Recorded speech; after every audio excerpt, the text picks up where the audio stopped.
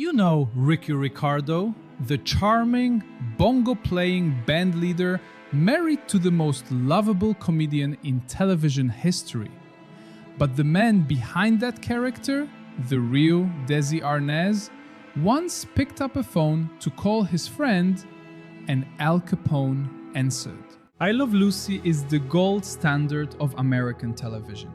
Wholesome, safe, a perfect portrait of 1950s family life. But that image was built by a man who grew up in a world that was anything but safe.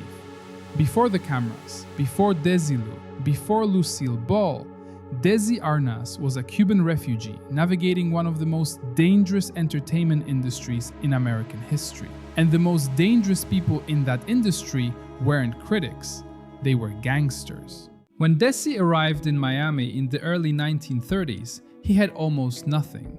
He'd fled Cuba after the revolution stripped his family of everything they owned.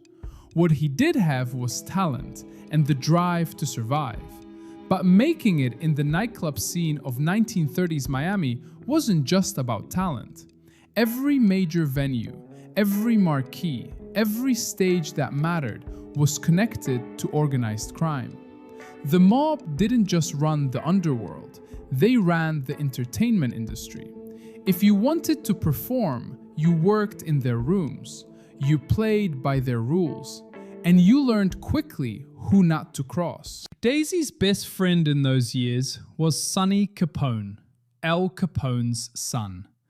They went to school together in Miami, and the friendship lasted into young adulthood. One day, Desi called Sonny's house. The phone picked up. A voice said, "Hello, hello," high-pitched, almost a soprano.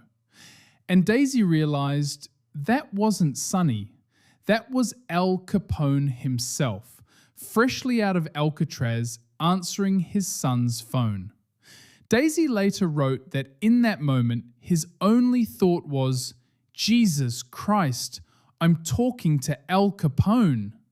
A phone call to a friend, answered by the most feared man in America. What Desi didn't know at the time was that Capone was already a broken man.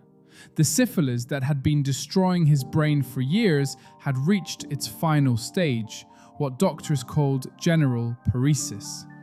Within years, Al Capone would be dead at 48, his mind gone long before his body followed. The most powerful gangster in American history undone quietly behind closed doors. Desi only learned the truth later.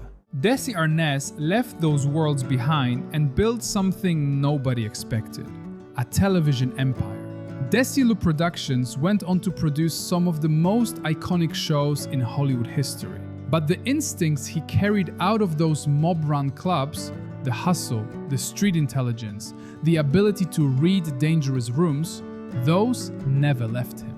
The squeaky clean world of 1950s television was built by a man who learned survival in very different rooms. That's the real story behind the bongos.